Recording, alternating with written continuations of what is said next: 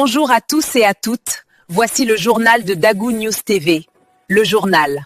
Mbola tsara tsika jiaby. Akory lie, akory lahala, akory ranandria, korsa, ny arabato, ny fakafaka politika avy an-tsany no aroso anareo. Asa re tompoko fa dia naninona loatsa isika malagasy reto dia nomena mpitondra toy izao foana. Voonga ma iny Andriamatoa Rajoelina sy ny mpisolela rehetsa miaraka taminy. Mbola tadiditsika tsara angamba ry Naivo Raholdinina, ry Rasoa Marimaka, ry Dadany Jemima, Lalatina Rakotondrazafy, ry General Bomba, sy ireo marobe tsy ary voatanisa. Maro tokoa moa izy ireny tamin'ny androny mivolomboasary iny, izay nampitondra faisana tokoa ireo zay miana-kedra nanohitra iny fitondrana iny. Tsy vitan'izany ihany fa dia nanao tantely afadrafitra ny arenan'ity Madagasikara tokoa izy ireny, ka nahatonga ny malagasy lasa farany maantsa amin'ny firenena rehetsa irata. Ny mpitondra sy ireo nanodidina azy kosa lasa mpanefoefo. Porofo zany rehefa nanoloka ny hetsi-bahoaka ny voalohandohan'ny volana Oktobra sy faraparan'ny volana Septambra 2020 sy 2020 iny dia lasa nilefa any ivelany avokoa ny akamaroany izy ireo, satria nanambola afaka nitsoahana sy velomana tsara any ivelany any. Vola azo tamin'ny afera maloto bizina samihafa natao teto Madagasikara. Inona tokoa moa no mahatonga anao ilefa raha manao tsara ianao, saingy noho ny fahatahorana ny valifatim-bahoaka sy ny fitsarana iady azy de naleon'izy ireo ny lefa. Antony de rako manokana ny General Risara Ravalomanana kosa na de maro aza ny adalana sy ny teny tsy voahevitra nataony nandritsa iny fitondrana iny, de izy tsy mba nitsoka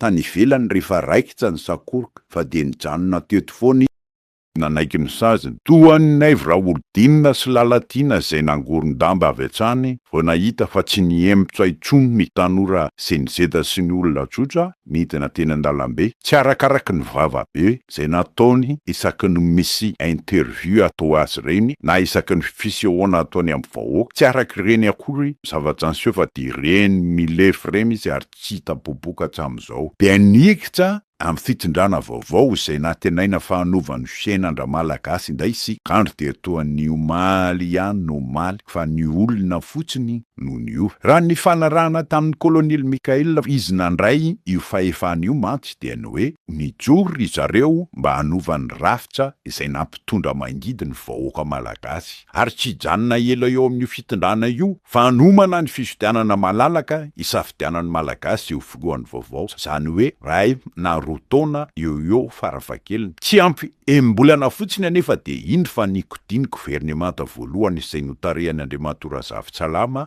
amin'ny fitondran'ny fanavozana ity. Vao notendrena raha teo moa izy de efa niteraka resabe fa toa hoe olo fitondrana volomboasary ihany Andriamatoa Razafintsalama. Na izany aza dia tena miandandra zava-baovao tokoa raha malagasy, feno fanantenana tanteraka tamin'ity fitondrana vaovao ity, satria izay le mitolomana. Kandro dia noravana le gouvernemanta vaovao nametrahana fanantenana satria dia tsy nahitana fiovana na vokatra azo raisin-tanana koa nety. De rehefa nandeha indray ny ady varotra politika sy ny teritery dia nitsangana indray ny gouvernemanta vaovao entina Andriamatoa Mamitiny Rajaonarison ity. No eritreretina nefa fefa nialana i fomba fanao io dia ny teritery politika ao anaty fitondrana izany. Kanefa de hita fa ny omaly ihany no omaly.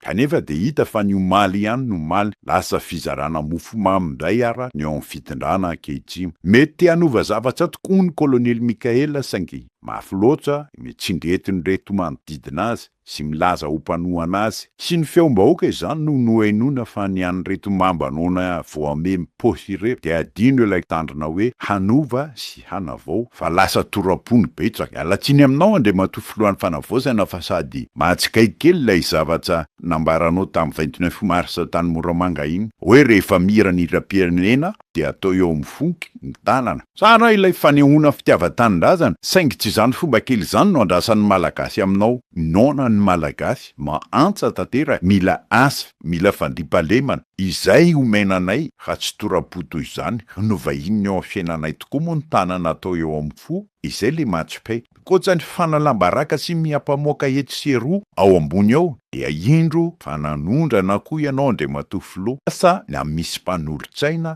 ianao ao andapa ao na tsy satria dia fantatra fa amory vahoaka ny fianaratsoa ianao dia nakapanakanto maromaro anotsona anao amin'ny fitokanana foto-drafitrasa any atoerana. Tonga de Rajoelina sy Miforogono no hitanay zany hoe tsy nisy niova fa ny zavatra nataony nga iny ihany no averinao. Kanefa dia anao io nihitsy no laza fa tsy ho atao intsony ny fihetsika nataon'ny mpitondra taloha ireny fa mandany volam-bahoaka. Ireto mpanakanto alainao reto anefa tsy hoany sy anafana sehatra-bojo mihitsy, tsy maintsy karamaina, ka sao de mba azo anampiana ireo tsabona ny siklôna iny ny volandriamatofoloha, toy izay olanina mideradera izay mandalo fotsiny ihany. Sa kosa efa propaganda sikity, asa lahy, izay indray no azo ambaran'io fa samy velinay mahita ny toy ihany. Filoma vetivety tompo.